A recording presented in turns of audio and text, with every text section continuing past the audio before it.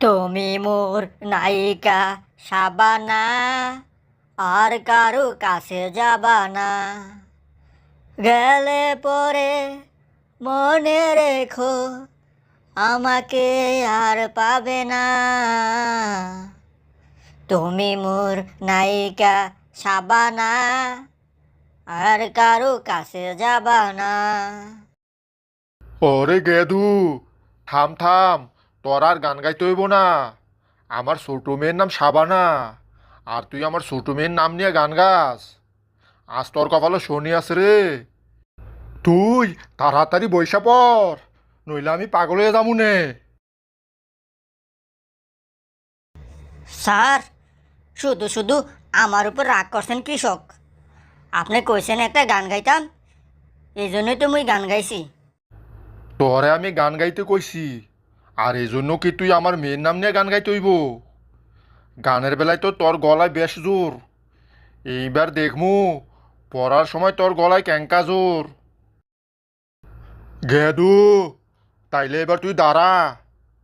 একদম পানির মতো সহজ প্রশ্ন, সহজ করে উত্তরটা দিবি। তোকে আমি 5টি বিড়াল এবং 5টি কুকুর দিলাম, তাহলে তোর কাছে মোট কতটি প্রাণী হলো? স্যার, এটা তো একদম সহজ প্রশ্ন। তাইলে এখন আমার কাছে 12টি পানি হলো। ওরে গেদু, 5টি বিড়াল আর 5টি কুকুর মিলে মোট তোর কাছে 12টি প্রাণী হলো।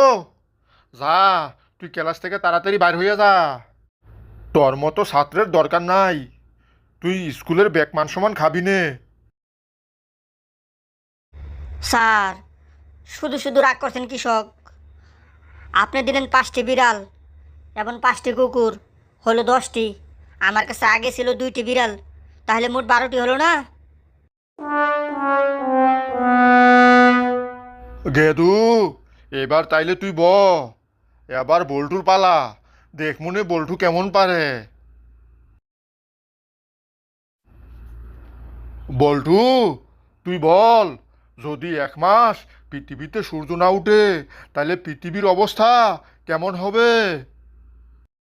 স্যার, পুরো 1 মাস সূর্য না উঠলে তো খুব ভালো হবে। পুরো 1 মাস রাত থাকবে, তাহলে আমরা সকলে পুরো 1 মাস আরামে ঘুমাতে পারবো। ওরে বল্টু, 1 মাস সূর্য না উঠলে রাত থাকবে, আর রাত থাকলে তুই আরামে ঘুমাইতে পারবি। যা, তুই বাড়িতে যে আরামে ঘুমা, তোর আর লেখাপড়া করতে হইব না নে। তোদের উত্তর শুনে মনে হয় যে আমি অজ্ঞান হইয়া যাই।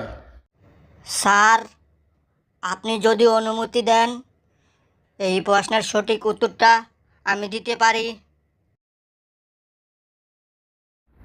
ঠিক আছে বলা, তাইলে উত্তরটা তুই দে। কিন্তু তুই যদি বল্টুর মতো উল্টাপাল্টা অ্যান্সার দেস রে, তাইলে তোর কপালও আজ শনি আছে। স্যার, 1 মাস সূর্য না উঠলে তো খুব লম্বা একটা বড় রাত হবে। আর লম্বা একটা বড় রাত হলে তো চোরদের জন্য বেশ ভালো হবে। তারা খুব আরামে চুরি করতে পারবে। তাদের আর ধরা খাওয়ার কোনো ভয় থাকবে না। সবাই তখন ঘুমিয়ে থাকবে।